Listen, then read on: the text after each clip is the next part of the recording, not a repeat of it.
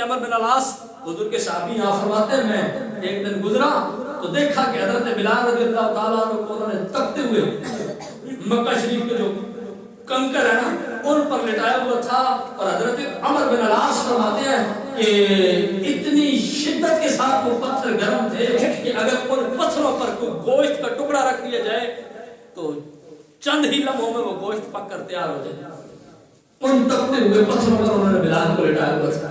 اور پھر اوپر سے شدت کا عالم یہ کہ سینے پر بھاری پتھر رکھ دیتے تھے کہ بلال ہل نہ سکے،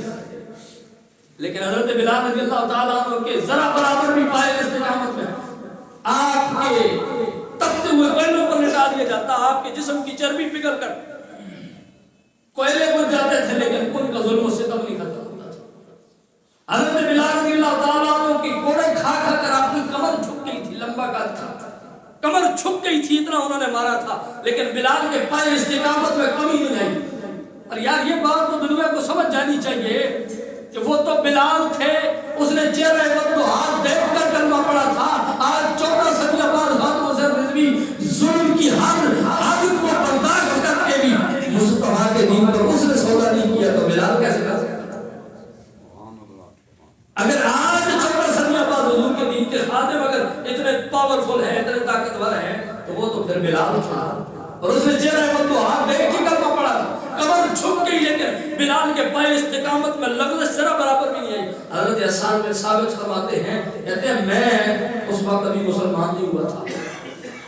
میں نے خود اپنی آنکھوں سے دیکھا، میں مکہ شریف کے اندر گیا طواف کے لیے تو میں نے مکہ کے چھوٹے چھوٹے بچوں کو دیکھا کہ جو بلال کے گلے میں رسی ڈال کے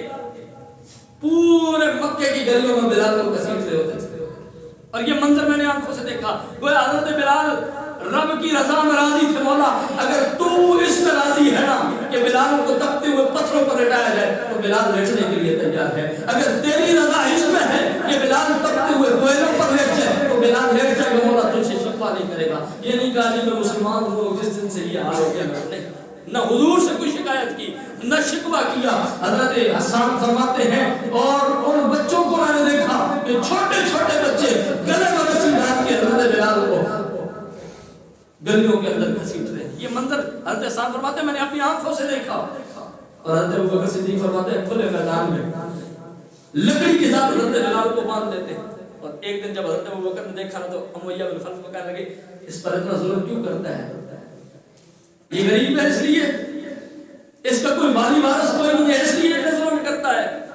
امیہ بن خلف ویسے بھی بے ایمان تھا، اور اوپر سے پھر جو ہے وہ چودراہٹ،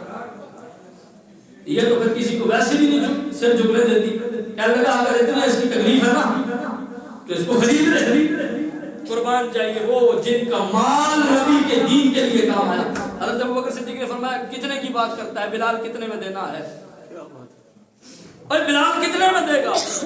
200 درہم اس نے مانگے۔ حضرت ابوبکر نے کوئی سودے بازی نہیں کی، اور تھوڑے جگہ کر دو 198 ہو جائیں 195 ہو جائیں 150 ہو جائے، کیونکہ حضرت ابوبکر کو پتا تھا بے ایمان ہے، کافر ہے، زبان سے پھر بھی سکتا ہے، اگر ایک درہم کم کرنے کی بات کی حضرت ابوبکر صدیق نے کہا کیا کہا، کہنے لگا جی 200 درہم، کہا ابھی انتظار کر ابھی 200 لے کے آتا ہوں۔ حضرت ابوبکر صدیق 200 درہم لے کر آئے اور اس کے منہ پر مان دیے، کہا بلال میرے حوالے کر۔ جب حضرت بلال کو حوالے کر دیا نا تو وہ مسکرانے لگا، کہنے لگا ابوبکر میں تو تجھے بڑا عقل مند سمجھتا تھا، لیکن سودا بڑا گھاٹے کا کیا ہے، سودا بڑا خسارے کا کر گیا۔ انہوں نے کہا جی کیسے، کہا یہ غلام یہ کسی کام کا نہیں، اور اس کو مار مار کے تو میں نے ویسے ہی کسی کام کا نہیں چھوڑا، اب تو اس کی کمر بھی چھپ گئی ہے، جسم پر گوشت نام کی کوئی چیز نہیں رہی،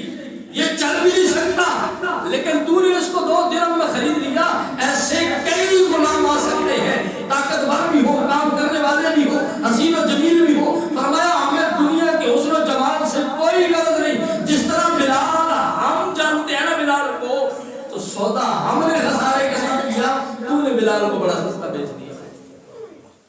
اور روایت کے اندر آتا ہے کہ حضرت ابوبکر صدیق رضی اللہ تعالیٰ عنہ اس دن یہ ارادہ لے کے گئے تھے کہ اس نے تو سینکڑوں میں بات کی نا، اگر وہ ہزاروں میں بھی بات کرتا تو ابوبکر صدیق اس دن حضرت بلال کو خرید کے لے آیا، اور قربان جائیں یہ نہیں کہ پھر غلامی سے خریدا اور خود غلام بنا کے رکھ دیا۔ کہا بلال آج سے تو آزاد ہے، اب غلامی کے دور ختم ہو گئے، بلال جا میں نے اللہ کی رضا کے لیے تجھے خرید زندہ تھا، اللہ کی رضا کے لیے آزاد کیا ہے۔ حضرت بلال کو لے کر حضور کی بارگاہ میں آ گئے۔ کیا وہ منظر ہوگا، کیا وہ معاملہ